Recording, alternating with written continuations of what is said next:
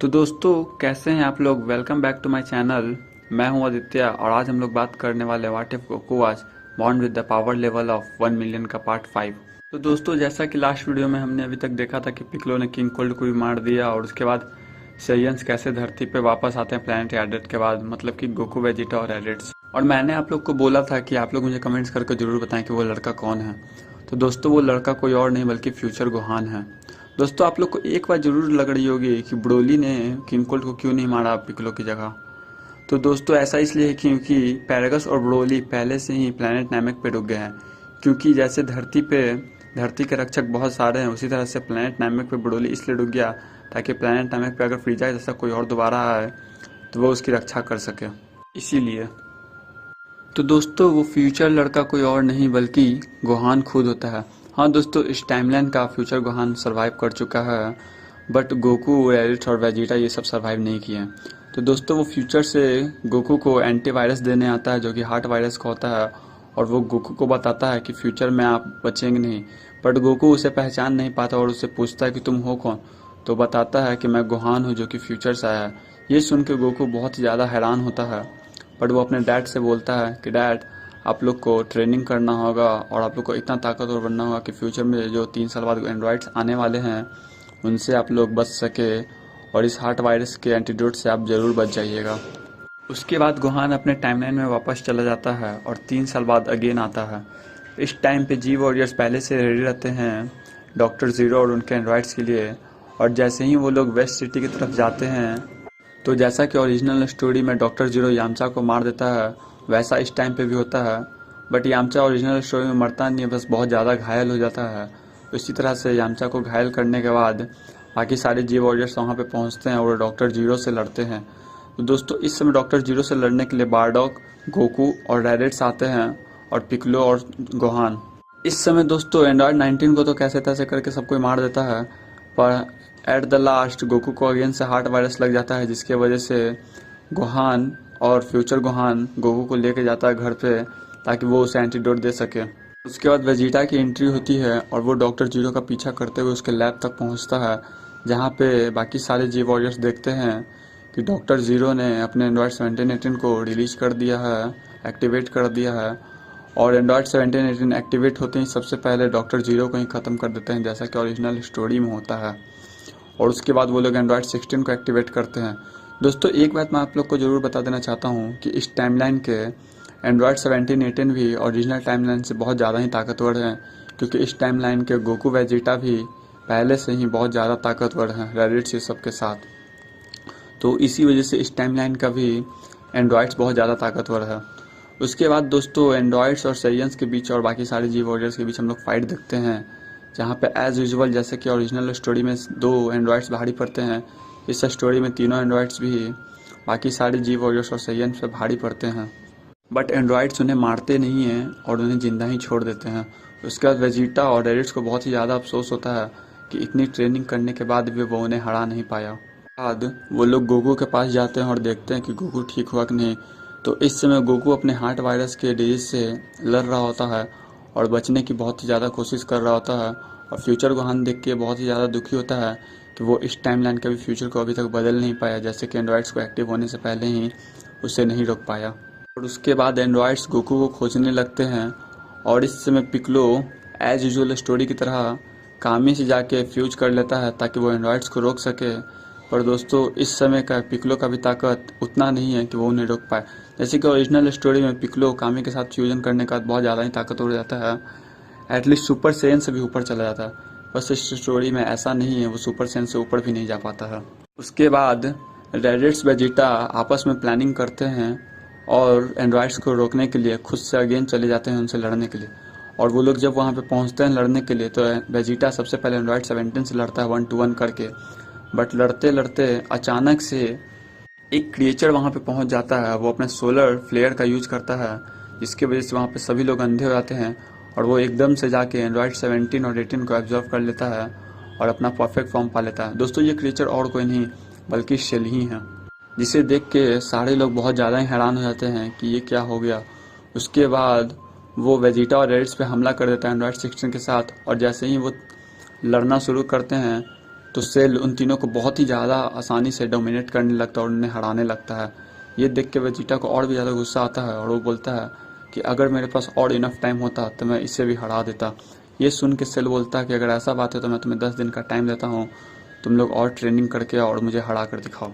बोलता है कि 10 दिन के बाद मैं एक टूर्नामेंट रखूंगा, जिस टूर्नामेंट में तुम लोग एक एक करके मुझसे लड़ना। अगर तुम लोग जीत पाए तो ये तुम लोग के लिए अच्छा बात होगा, वरना मैं इस धरती को ख़त्म कर दूंगा। और उसके बाद हम लोग गोकू को देखते हैं जो कि हार्ट वायरस से पूरी तरह से ठीक हो चुका है, और वेजिटा और रेडिट्स और एंड्रॉयड 16 भी उन लोग के पास आते हैं और सारी सिचुएशन को बताते हैं और बोलते हैं कि सेल इस समय बहुत ज़्यादा ही ताकतवर है और वो हमें 10 दिन का टाइम दिया है ताकि हम लोग ट्रेनिंग करके उसे हरा सकें। इसके बाद दोस्तों गोकू फिर से हाइपरबोलिक टाइम चेम्बर में जाने का सोचता है, पर इस बार वो अपने बेटे गोहान की जगह फ्यूचर गोहान के साथ जाता है और एक दिन जैसे ही पूरा होता है वो बाहर निकलता है और इसी तरह से एक एक करके सारे लोग हाइपरबोलिक टाइम चेम्बर में जाते हैं और बाहर आते हैं। इसके बाद दोस्तों देखते ही देखते 10 दिन पार हो जाते हैं और उसके बाद टूर्नामेंट का टाइम आ जाता है और सबसे पहले जैसे कि ओरिजिनल स्टोरी में गोकू सेल से गया था लड़ने, इस स्टोरी में भी जाता है और थोड़े बहुत फाइट होने के बाद गोकू को ये समझ में आ जाता है कि वो सेल को भी नहीं हरा सकता है। तो वो फ्यूचर गोहान को बोलता है कि तुम ही हो जो इससे लड़ सकते हो।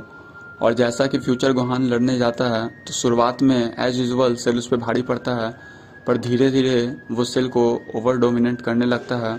पर दोस्तों इस टाइमलाइन का सेल भी कम कमज़ोर नहीं है, वो बहुत ही ज़्यादा ताकतवर है क्योंकि इस टाइमलाइन में 2 सेयंस ज़्यादा हैं और बाकी सारे जितने भी लोग हैं उन लोग की पावर लेवल भी शुरुआत से बहुत ज़्यादा है, तो इसी वजह से सेल भी बहुत ज़्यादा ताकतवर है। और वो गोहान को बोलता है कि तुम मुझे ओवर पावर नहीं कर रहे हो, मैं तुम्हें ओवर पावर करने दे रहा था। और ये सुनने के बाद गोहान का कॉन्फिडेंस टूट जाता है, पर फिर भी वो सेल से लड़ते रहता है और लड़ते लड़ते वो भी हार जाता है। और जैसे ही वो रिंग से बाहर गिरता है तभी वेजिटा बोलता है कि अब मैं जाऊंगा उससे लड़ने। और जब वेजिटा सेल से लड़ने जाता है तो सबसे पहले सुपर सेयन के ट्रांसफॉर्मेशन में आ जाता है और सेल पे अटैक करता है। शुरुआत में तो वेजिटा सेल को छू भी नहीं पा रहा होता है, पर धीरे धीरे वो भी अपनी पावर को बढ़ाते हुए सेल पे एक पंच मारता है जिसकी वजह से एंड्रॉयड 17 उसके अंदर से बाहर निकल जाता है। हाँ दोस्तों, वेजिटा एक पंच मारने पे एंड्रॉयड 17 इसलिए उसके अंदर से बाहर निकल जाता है क्योंकि गोकू, वेजिटा और रेडिट्स तीनों ही प्लैनेट यार्डेट पे जाते हैं ट्रेनिंग करने, जिसकी वजह से गोकू ने इंस्टेंट ट्रांसमिशन को सीखा था और रेडिट्स ने खुद को और बाकियों को हील करना और वेजिटा ने स्पिरिट विजन सीखा था, जिसके वजह से वो एक पंच में ही एंड्रॉयड 17 को उसके अंदर से निकाल लेता है। और उसके बाद ही वेजिटा बिना किसी समय को गंवाए हुए तुरंत ही उसे दूसरा पंच मारता है और एंड्रॉयड 18 भी उसके अंदर से बाहर निकल जाती है। और इसके बाद सेल बहुत ही ज़्यादा कमज़ोर हो जाता है और उसे ये समझ ही में नहीं आ रहा होता है कि ये हुआ क्या। मतलब 1 सेकंड पहले उसके अंदर दोनों थे और कैसे वो दोनों एक पंच में ही उसके अंदर से बाहर निकल गए। उसके बाद जब लगता है सेल को कि अब मैं नहीं जीत सकता हूँ, तो ओरिजिनल स्टोरी की तरह खुद को ब्लास्ट करने की कोशिश करता है। और इस टाइमलाइन में भी गोकू सेल को रोकने की कोशिश करता है और उसे पकड़कर एक प्लैनेट पे चला जाता है। दोस्तों दरअसल वो प्लैनेट कोई और नहीं बल्कि प्लैनेट मून होता है। इस टाइमलाइन में गोकू अभी तक किंकाई के पास कभी गया ही नहीं है, तो उसे मून पे जाना ही सबसे ज़्यादा सही लगता है और वो उसे छोड़ के वहाँ से आ भी जाता है। पर दोस्तों जैसा कि ओरिजिनल स्टोरी में सेल खुद को ब्लास्ट करने के बाद भी सर्वाइव कर जाता है और अपने परफेक्ट फॉर्म को पा लेता है, ऐसा ही इस स्टोरी में भी होता है।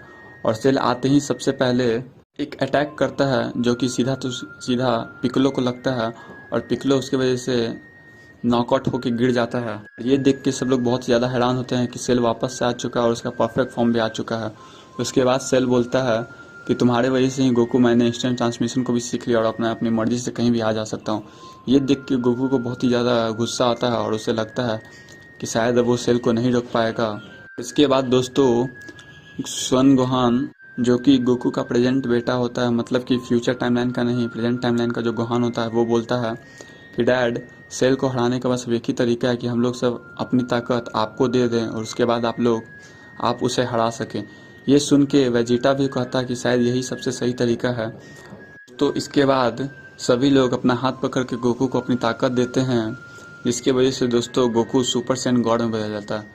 हाँ दोस्तों, इस टाइमलाइन में गोकू सुपर सैयन गॉड में इसी टाइम पे बदल जाता है क्योंकि उससे कोई 1 या 2 सेयंस अपनी ताकत नहीं देते हैं बल्कि 5 सेयंस मिलकर उसे अपनी ताकत देते हैं, जिनमें से पहला वेजिटा, दूसरा रेडिट्स, तीसरा बारडॉक, चौथा फ्यूचर गोहान, पांचवा खुद उसका प्रेजेंट बेटा होता है जो कि सन गोहान होता है, वो देता है। और गोकू छठा सैयन होता है जिससे ताकत मिलती है, इसकी वजह से सुपर सैयन गॉड में बदल जाता है। ये देख के सब लोग बहुत ही ज़्यादा हैरान होते हैं कि हमारी ताकत देने की वजह से गोकू को ये कौन सा ट्रांसफॉर्मेशन मिल गया।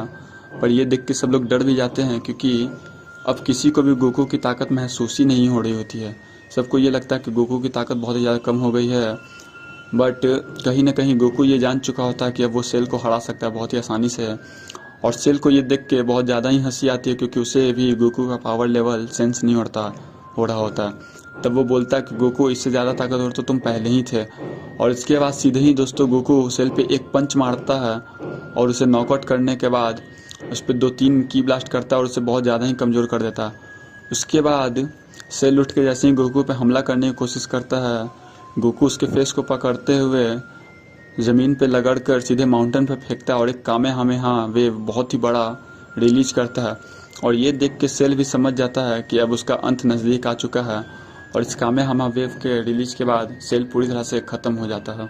और ये देख के बाकी सारे जी वॉरियर्स और सैयन्स बहुत ही ज़्यादा खुश होते हैं कि आखिरकार सेल ख़त्म हो चुका है और एंड्रॉइड्स भी अब ईविल नहीं है, वो उनके साथ हो चुके हैं। दोस्तों मैं बहुत सारी बातों को नहीं बता रहा हूँ, तो आप समझ सकते हैं कि बहुत सारी चीज़ें एज यूजुअल चली है जैसे कि ओरिजिनल टाइमलाइन में हुई है, तो आप लोग कंफ्यूज मत होइएगा। उसके बाद फ्यूचर गोहान बोलता है कि डैड आपको ये कौन सी ट्रांसफॉर्मेशन मिली है, मुझे भी ये ट्रांसफॉर्मेशन चाहिए ताकि मैं जाके अपने टाइमलाइन में उन एंड्रॉइड्स को ख़त्म कर सकूं और जो सेल है उसे भी मार सकूं। इसके बाद गोकू बोलता है कि मुझे नहीं पता कि ये कौन सी ट्रांसफॉर्मेशन है, पर शायद ये मुझे इसीलिए मिली है क्योंकि 5 लोगों ने मिलके मुझे अपनी शक्ति दी है। तो ये सुन के गोहान बोलता है कि अगर ऐसी बात है तो मैं भी ये ट्रांसफॉर्मेशन लेके जाऊंगा और फ्यूचर में बुल्मा, ट्रंक्स और जूनियर बार्डोक को बचाऊंगा। दोस्तों आप लोग को एक बात तो पता ही नहीं है क्योंकि मैंने बताया नहीं है, तो इस टाइम लाइन में वेजिटा और बुल्मा का तो बेटा है ही, बट जो रेडिट्स है उसका भी बेटा है जो कि टाइट्स है, जो कि बुल्मा की बहन है। और उस रेडिट्स ने अपने बेटे का नाम जूनियर बार्डोक रखा है, मेरा मतलब बार्डोक ही रखा है, पर हम लोग कंफ्यूज ना हो जाएं इसलिए हम लोग उसे जूनियर बार्डोक कहेंगे। तो गोकू इस बात के लिए मान जाता है, पर पहले वो लोग कामी के लोकट पे जाते हैं और डंडे के द्वारा जो ड्रैगन बॉल्स बनाए गए हैं उनसे विश मांगता है कि सेल के द्वारा जितने भी लोग मारे गए हैं वो सब वापस से रिवाइव हो जाएं, जिसकी वजह से पिकलो भी रिवाइव हो जाता है। इसके बाद दोस्तों गोहान पे बाकी सारे सैयन्स वही रिचुअल परफॉर्म करते हैं, जिसकी वजह से फ्यूचर गोहान के पास भी अब सुपर सैयन गॉड की पावर आ चुकी है और वो अपने टाइमलाइन में वापस से चला जाता है। दोस्तों इसके बाद देखते ही देखते 7 साल गुजर जाते हैं और वेजिटा, रेडिट्स, बार्डोक सभी ने ये सुपर सैयन गॉड के ट्रांसफॉर्मेशन को अनलॉक कर लिया था एक दूसरे के हेल्प से। और तो और उन्होंने सुपर सैयन गॉड के ट्रांसफॉर्मेशन को भी कप का पीछे छोड़ के सुपर सैयन ब्लू तक को सुपर सैयन में मिक्स कर चुके हैं। पर दोस्तों मैं एक बात आप लोग को बता दूं कि इन 7 साल में गोकू किंकाई के प्लेनेट पे जाके एक बार ट्रेनिंग करके आ चुका है, क्योंकि उसे खुद किंकाई नहीं बुलाया था। 7 साल के बाद एक दिन अचानक से ही टूर्नामेंट का डे आता है, जो कि गोहान बोलता है कि मैं टूर्नामेंट में हिस्सा लेने वाला हूँ, क्योंकि उससे बिडल ने बोला होता है। तो ये सुन के बाकी सारे सैयन्स भी और जी वॉरियर्स भी इस टूर्नामेंट में हिस्सा लेते हैं। और उसके बाद 2 शख्स जिनके पास गॉड पावर होता है वो धरती पे आए होते हैं गोकू वेजिटा से हेल्प मांगने के लिए। दोस्तों आप मुझे कमेंट्स करके बताएं कि वो 2 शख्स कौन हैं। तो दोस्तों आज का हमारा पार्ट 5 यहीं पे ख़त्म होता है, what if Goku was born with the power level of 1 million का। तो मिलते हैं दोस्तों हम लोग अपने नेक्स्ट वीडियो में। और अगर आप लोगों ने वीडियो को यहाँ तक देखा है तो मेरे चैनल को सब्सक्राइब और इस वीडियो को लाइक ज़रूर करिएगा और मुझे कमेंट्स करके बताएं कि आप लोग को कौन सा पार्ट इसमें से सबसे अच्छा लगा। तो मिलते हैं दोस्तों अपने नेक्स्ट वीडियो में।